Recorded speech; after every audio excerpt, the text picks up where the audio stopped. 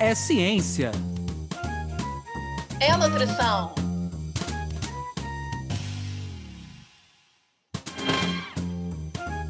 É nutrição É ciência. Ciência. da nutrição. Sejam todos bem-vindos pela ciência. Sejam todos bem-vindos pela nutrição.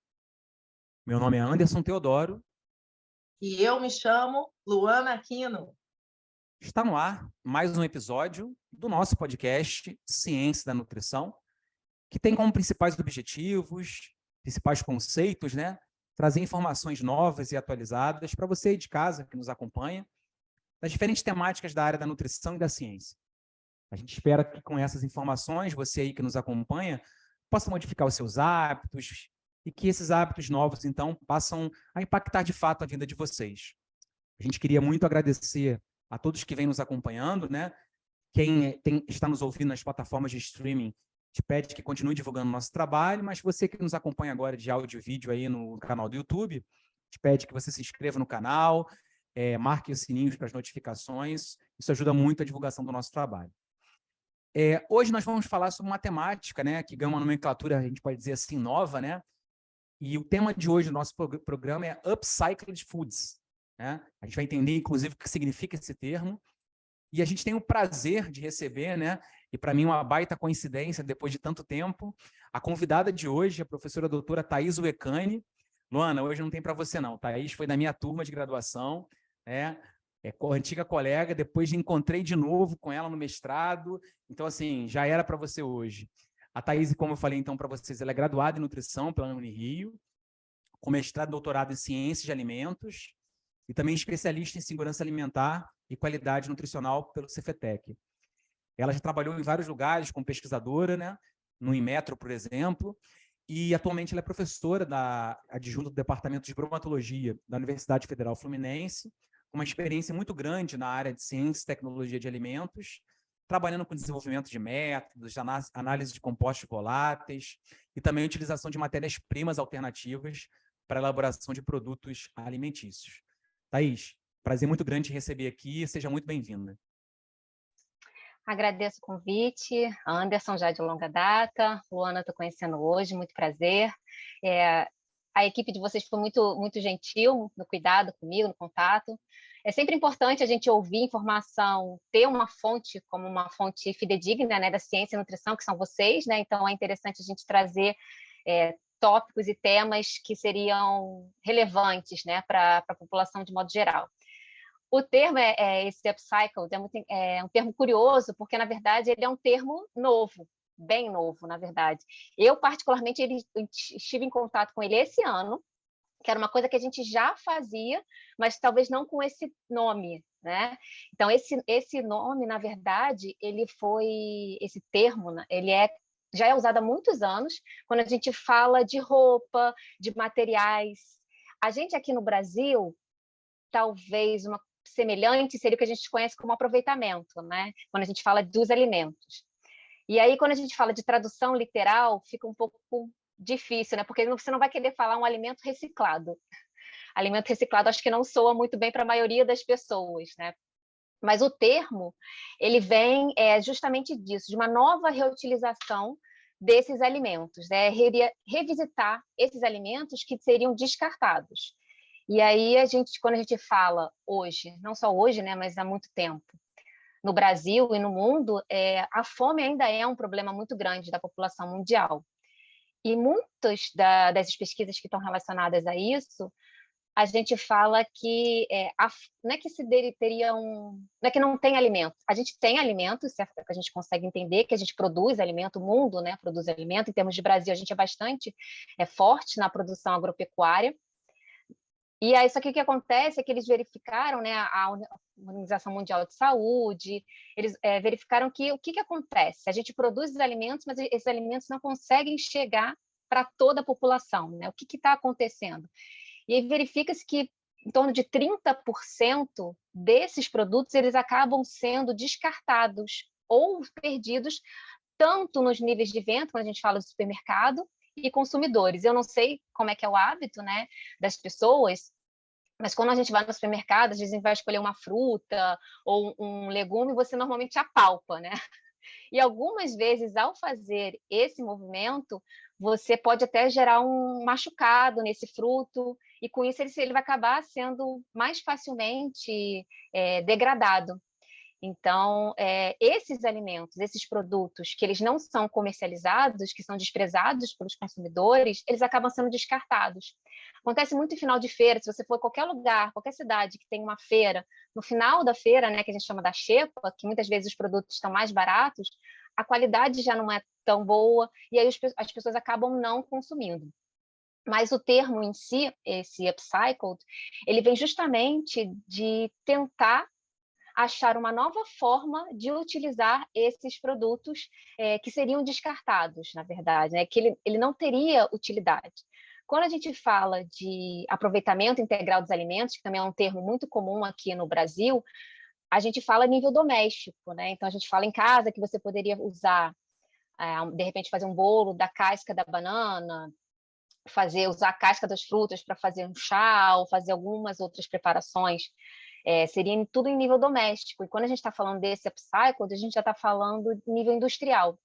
Então, atualmente, existem muitas indústrias, na verdade, existe uma associação que foi criada nos Estados Unidos em 2019. No Brasil, isso está começando, né? Que começam com relação aos estudos, né? Na área de potenciais de reaproveitamento desses alimentos, né? Dessas sobras.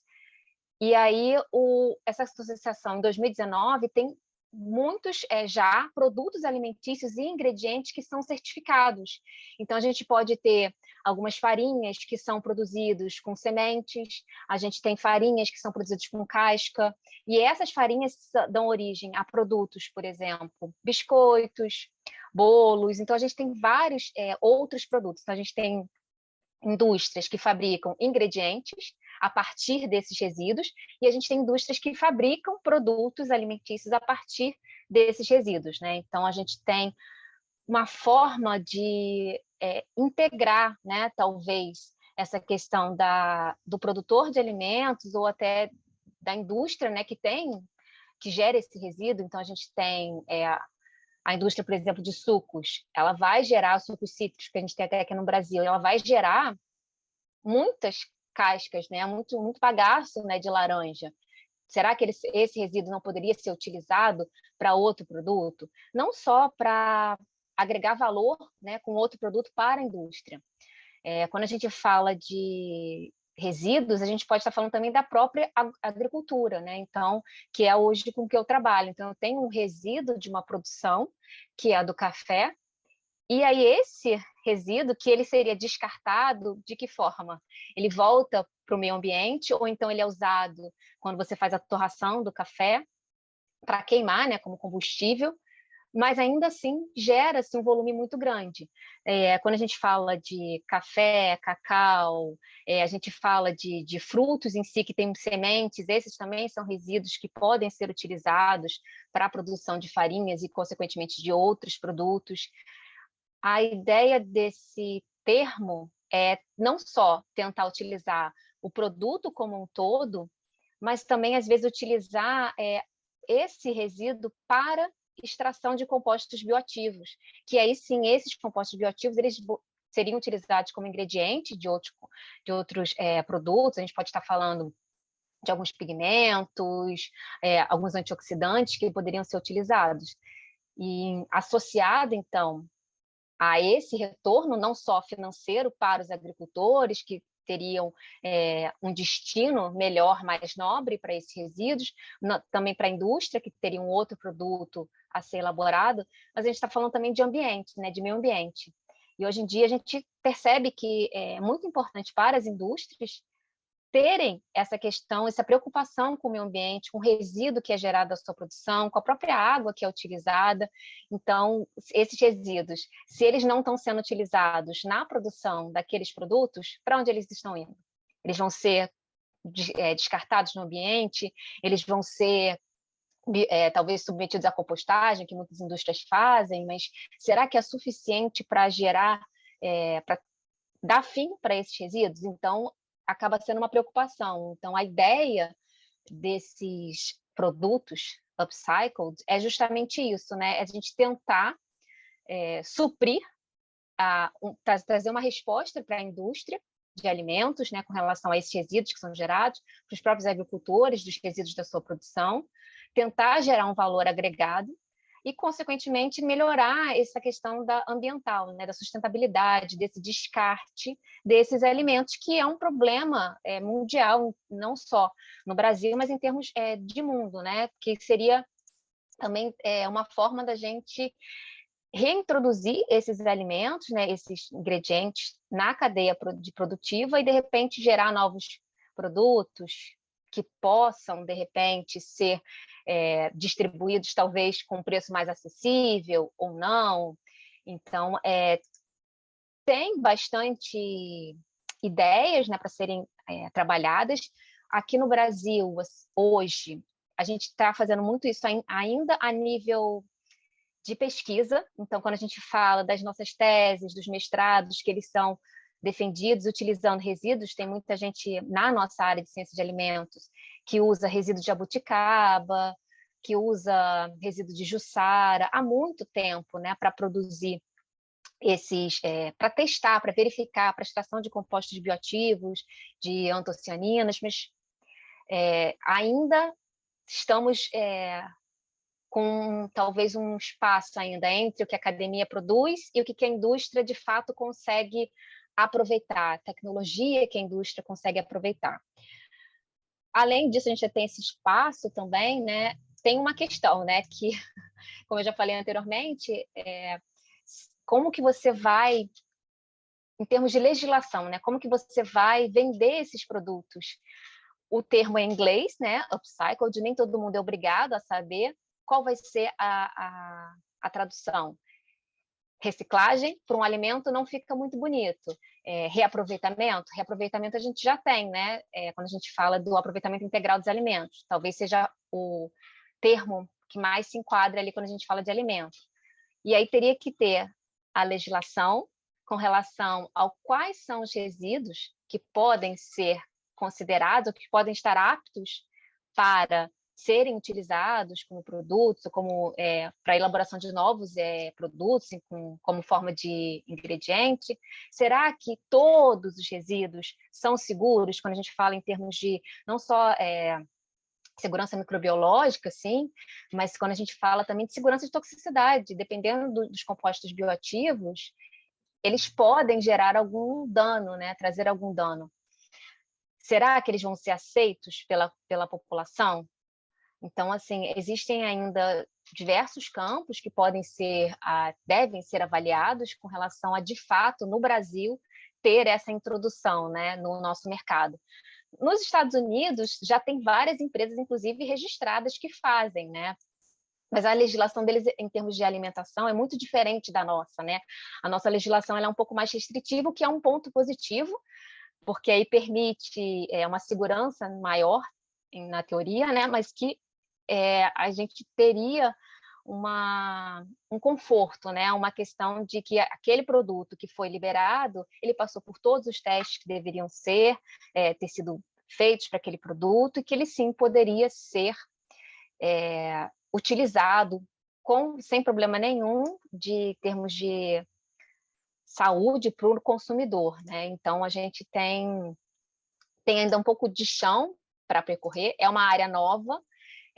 Como eu já falei, eu estou entrando nesse mundo desde o ano passado, talvez.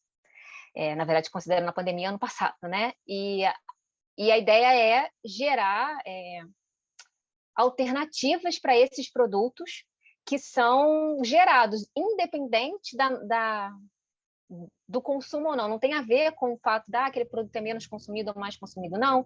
Ele é um produto que, para ser produzido, ele vai gerar esse resíduo, que, por exemplo, no caso do café, que é o que eu trabalho, a produção do café, que é um produto altamente consumido por todos os brasileiros, na mesa de praticamente todos os brasileiros de várias idades, a produção de café gera 50% em massa do seu resíduo. Então, se eu tenho uma saca de 60 quilos de café, só 30 quilos já foram resíduos produzidos.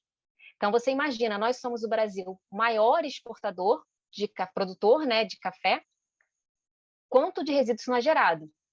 Hoje em dia, a gente tem, no Brasil, a gente está diversificando, né? Então, a gente já tem produção, por exemplo, de vinhos, né, brasileiros, que começa a ficar um mercado mais forte, né? O Brasil começa a ter vinhos produzidos aqui que seriam competitivos de mercado. Então, a gente tem também um resíduo que está sendo gerado, né? As cascas das uvas. O que você faz com esses resíduos?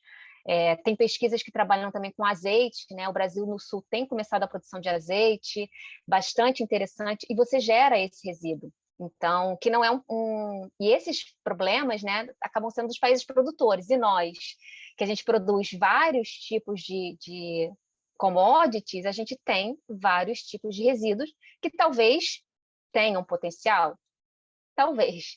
A questão é que precisaria se estudar cada uma dessas matérias-primas para verificar o seu potencial enquanto futuro ingrediente para a elaboração de algum produto.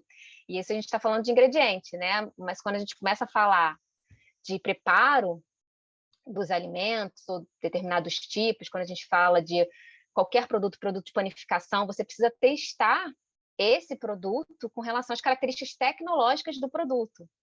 Não é só você, eu tenho um ingrediente muito bom que se ele não funcionar tecnologicamente para aquele produto, ele não vai ser utilizado.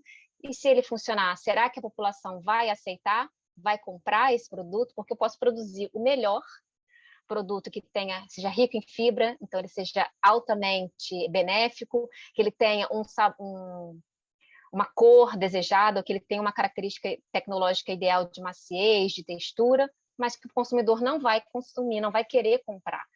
Então, a gente ainda tem muito chão nesse caminho para tentar descobrir qual seria, primeiro para conhecer essas matérias-primas e depois talvez para aplicar em alguns produtos e talvez verificar a aceitação. E aí vem a questão da legislação, né? Então, que cada ano ela tem se modificado, né, dependendo do produto. Então, a gente não é tão fácil aprovar um novo ingrediente frente à legislação brasileira, então também isso teria uma outra batalha para ser travada. Mas existe muito potencial, tanto para a pesquisa quanto para a indústria em si. Bem, muito legal esse panorama geral aí que a Thaís deu, né?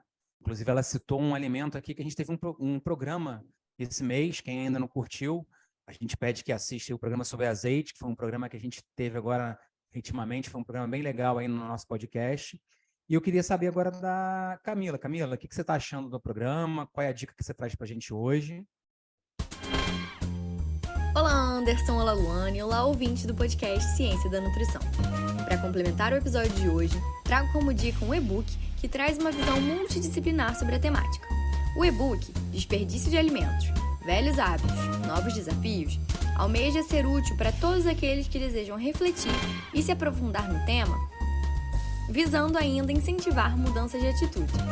Para conferir, basta acessar o nosso site www.cienciadanutrição.com.br, tudo junto e sem acento, e assim você confere dicas desse episódio e de episódios anteriores. Não deixe de conferir! Obrigado, Camila. Thaís, eu queria explorar um pouquinho esse lado, agora um pouco mais o lado da ciência, né? Você deu um panorama, acho que bem geral para a gente, e eu acho que fica notório o ganho econômico e de sustentabilidade que você tem com esses alimentos. Com relação agora à questão da saúde, né? Quais são os trabalhos assim que você tem lido e o que você leu? Tem algumas vantagens da utilização desses alimentos e quais são os riscos, né? Por outro lado, que você tem ao consumir esses alimentos? Em termos de benefício, a maioria desses resíduos eles são ricos em fibras. E aí eles teriam esse efeito, né? A maioria deles tem fibra solúvel e insolúvel, então eles poderiam atuar em todos os benefícios que as fibras solúveis têm com relação ao auxílio na redução da glicemia, do colesterol.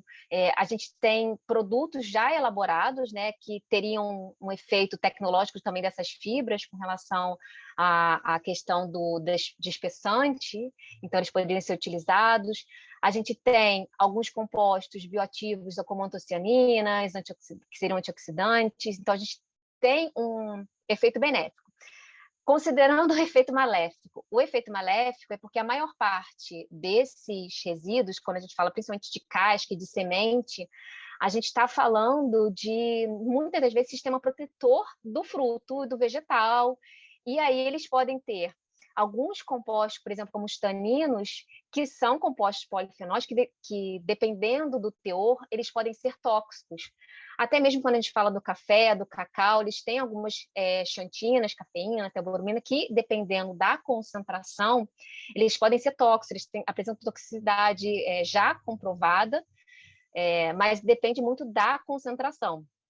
Então, justamente essa questão, quando a gente fala de alguns produtos usam chás de folhas. Chá é saudável? Não necessariamente, porque também tudo tem a questão da dose. Então, depende muito também do produto que você vai utilizar, porque se você utilizar, dependendo do produto, com mais água ou menos água, então você teria uma maior extração desses compostos bioativos que seriam tóxicos. Mas, basicamente, desses resíduos, normalmente a gente se refere aos taninos, a cafeína e a teobromina, normalmente, mas tudo em excesso, né? Perfeito, Thaís, querida. Nossa, fantástico a potencialidade da área. Realmente estou encantada. Eu sou da área de nutrição e saúde pública, sempre aprendendo com o nosso podcast Ciência da Nutrição. E fiquei muito tentada agora, Thaís, aproveitando a tua experiência e teu olhar ampliado, de conversar um pouco com você dessa questão do futuro da área, né? Então, eu fiquei aqui pensando, lá no começo você falou um pouco para a gente de economia, e tem aí os conceitos de economia circular, que eu acho que cabem bem aqui com essa temática de hoje, do upcycled foods, né? Eu queria vi você falando de legislação, então fiquei com vontade de te perguntar o seguinte, que acredito que quem está nos assistindo, quem está nos escutando, pode estar nessa mesma curiosidade, né? Você falou que para chegar na ponta, né, ainda temos uma caminhada, mas tem alguma coisa em termos de governo, em termos de sociedade civil, população, que a gente possa fazer para isso avançar? Porque faz bem para o bolso, faz bem para a saúde, faz bem para a economia. Então, assim, como é que a gente pode fazer para ajudar? Me veio aqui algumas ideias de selo, certificação, legislação, fiquei curiosa para te escutar. Diz para a gente como é que a gente pode ajudar a levantar essa bandeira e aumentar esse consumo. Na verdade, assim, em termos Brasil, ainda está começando. A gente já tem, você começa a ter um movimento de alguns produtores já querendo mudar ou então até apresentar esses alimentos, esses ingredientes com esse termo para as pessoas começaram a reconhecer. Mas em termos de Brasil, a gente ainda está no nível da pesquisa. A gente tem alguns começando, porque muitas das vezes esse movimento acaba vindo de quem produz, não só a indústria, mas os agricultores, que querem dar um destino para esse resíduo, porque acaba sendo um problema, né, para eles. Então, se você não quer que você só queimar ou só usar como combustível, porque isso não tem valor tanto agregado. E tem a questão do ambiente, né? A legislação talvez seja mais forte frente ao descarte desses resíduos. Com relação a nós, enquanto população, já tem alguns estudos que falam não é necessariamente repulsa, mas é de talvez uma rejeição leve, e dependendo da população, uma rejeição um pouco maior com relação a esse termo de reciclado, de reaproveitado. O que seria um alimento reaproveitado? As pessoas não têm ideia do que seria, né? Qual seria a definição desse produto? E aí ela vai começar, bem, meu produto, meu alimento é reaproveitado de quem? A pessoa de lá jogou fora e eu que vou comer? E ele está me vendendo de novo?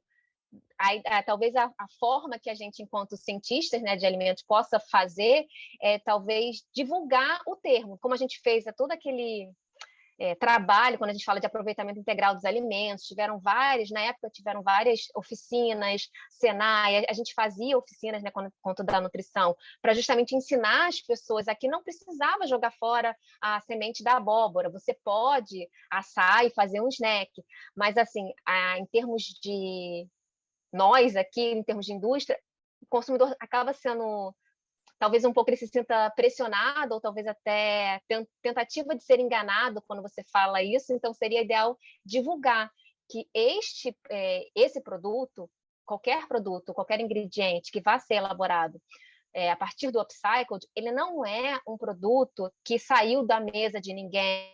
Ele já seria descartado, ele é um produto que ele já seria descartado. Então, como ele seria descartado, ele está sendo só destinado para um outro produto. Não quer dizer que ele está vencido ou que ele está estragado. Ele só está sendo produzido e muitas das vezes com todas as questões de segurança, porque justamente você não pode oferecer um ingrediente que esteja contaminado ou que seja tóxico, e aí você tem todo um cuidado com relação a isso. Então, eu acho que a gente pode divulgar o termo, divulgar, explicar o que é, que não é reutilizado, que é novo, é um novo produto produzido e elaborado com todas as seguranças da indústria. Thaís, mudando um pouquinho de lado agora, levando a conversa para um outro lado, a gente sempre gosta de conhecer um pouquinho a história dos pesquisadores que vêm aqui no nosso programa, né?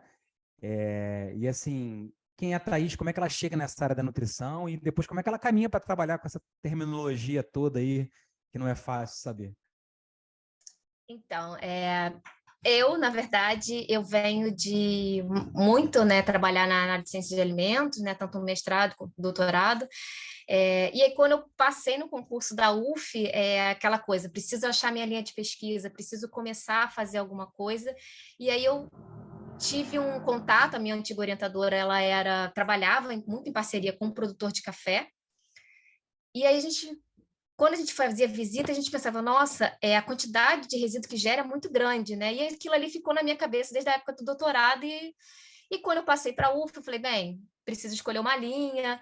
Por que não usar tentar usar esse meu conhecimento prévio com relação ao café e unir com uma matriz que é semelhante, mas que não é a mesma? E aí, esse ano, na verdade, eu tive uma aluna que me procurou de doutorado, e aí eu falei, então vamos começar a tentar elaborar uma massa. E aí, anteriormente a isso, na verdade, no meio da pandemia, eu tive uma aluna de mestrado que a gente precisava caracterizar esse produto. Então, eu tenho os alunos, na verdade, com relação ao desenvolvimento de produto, eles que vão puxando, né? Eu falo, eu trabalho com isso, será que a gente pode fazer alguma coisa? E aí eles começam a pensar, né? A trazer, nossa, se a gente conseguisse fazer, porque quando a gente pensa dessas farinhas, desses farelos, que são produzidos desses resíduos, na maioria das vezes eles não têm glúten, então a gente está seguindo também uma nova linha que está em alta na nutrição com relação à saúde, algumas pessoas que são intolerantes a glúten, e aí a gente está caracterizando esse resíduo, estamos já terminando uma dissertação que termina esse ano que vem, e a gente vai começar a elaborar diversos produtos alimentícios e, quem sabe, chegar na sensorial para, de fato, a gente saber qual é, a rejeição ou a aprovação desse material, desse produto, né? Perfeito, Thaís. Bom saber, então, dessas questões, né? Enfim, que a gente aqui, com a popularização da ciência, também está ajudando a levantar essa bandeira. E, por agora, vem uma parte do nosso podcast Ciência da Nutrição, que é uma parte mais lúdica, de certa forma, a gente também complementa aí essa tua apresentação, conhecendo um pouco mais de vocês. Você certamente mandou uma imagem aí para a nossa equipe do podcast, e aí que te remete ao tema ou te remete à ciência da nutrição. Nossa equipe projetou agora, e quem, por acaso, estiver nos escutando por outras mídias, pode ir lá no nosso site, podcast Ciência da Nutrição, e checar a imagem. Mas essa imagem realmente tem tudo a ver com essa área linda de vocês, que o professor Anderson Teodoro sabe que, no fundo, né, eu sempre desejei ter mais intimidade e, enfim, fico muito feliz de aprender com vocês. Me diz por que você escolheu essa imagem. Divide com a gente. Quando eu vi, na verdade, assim, eu lido com imagens várias vezes, né, para as minhas aulas, eu uso bastante imagem. Aí, quando me pediram uma imagem, eu fiquei pensando, gente, que imagem? E aí eu fui olhar numa das minhas apresentações e eu falei, gente, é essa, porque só tinha a questão do microscópio, mas na verdade é isso. Eu acho que o nosso papel, né, enquanto cientista de alimentos, é conhecer profundamente o alimento em todos os seus lados, né? Então eu acho que aqui no que eu trabalho hoje e no que eu já trabalhei, a gente precisa conhecer esse alimento para a gente poder dar destino, para a gente poder sugerir alguma questão, para a gente até saber os efeitos benéficos desses produtos na nossa saúde, porque a gente às vezes acha, eu falo muito isso na minha aula, né, na pós-graduação, quando a gente fala, hoje em dia tem muito terrorismo nutricional. As pessoas que não sabem, acham que sabem, ou querem dar palpite, dar pitaco, e aí, às vezes, a informação ela sai com essa forma muito bombástica, né, muito drástica, que não é o caso, né? Então, eu acho que até o papel de vocês aqui é muito importante, porque justamente quando a gente conversa, né, e torna uma coisa talvez um pouco mais leve do que uma palestra, a pessoa consegue assimilar o porquê, né? É importante ter fontes fidedignas como vocês para poder estimular essas pessoas para que a gente consiga trazer ciência de qualidade, que é isso que a imagem me passa, na verdade, a gente está estudando o que a gente está consumindo.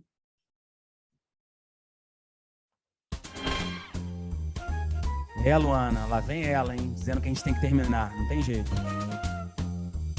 Pois é, Anderson, tema bom e, enfim, né, convidada maravilhosa, é assim mesmo. Foi realmente fantástico, aprendemos, e com a visão de futuro, sempre o podcast dividindo aí com quem está nos vendo, nos ouvindo, temas que estão na crista da onda da ciência da nutrição. Por agora, eu queria muito agradecer a Thaís. Thaís, foi um prazer te conhecer, parabéns por estar desbravando aí novas áreas, novas ondas para a nutrição surfar. E eu queria saber da Bianca, se ela pudesse relembrar para os nossos ouvintes, para quem está nos vendo, galera que quer indicar temas, palestrantes, convidados, ou que quer, enfim, interagir com a gente, escutar outros episódios. Relembra para a gente, Bianca. Olá pessoal, aqui é a Bianca. Estou passando para avisar que as nossas redes sociais estão a literalmente um clique de você. Para nos encontrar no Facebook e Instagram, basta pesquisar por @podcast Ciência da Nutrição. E você também pode acessar o nosso site através de cienciadanutrição.com.br, onde lá você vai encontrar mais informações sobre esse episódio e os anteriores. Obrigada, querida. Por agora, eu também queria convidar a Thaís para uma última palavrinha. Thaís, abrir o microfone para que você deixe suas considerações finais, algum recado, alguma comunicação, fica à vontade. Eu queria agradecer o convite, né? Muito bom participar aqui. E é isso, né? Eu acho que quanto mais informação de qualidade tiver disponível para todo mundo conseguir conhecer, né? Que a gente talvez pare um pouco dessa briga, né? Que nós da academia, eles da indústria. A ideia é a gente se unir, porque o objetivo é sempre o mesmo, né? A gente ter produtos e alimentos de qualidade para a população de modo geral, com conhecimento também, agregando conhecimento para a população. Obrigada, gente. Obrigado a você, Thaís. Obrigado a Luana. Obrigado a você que nos acompanhou em mais esse episódio do podcast. Pede novamente que, se você ficou até aqui, a gente acompanhando a gente aqui no canal do YouTube, que possa, então, fazer a divulgação do nosso trabalho, marcar aí, se inscrever no canal, marcar as notificações.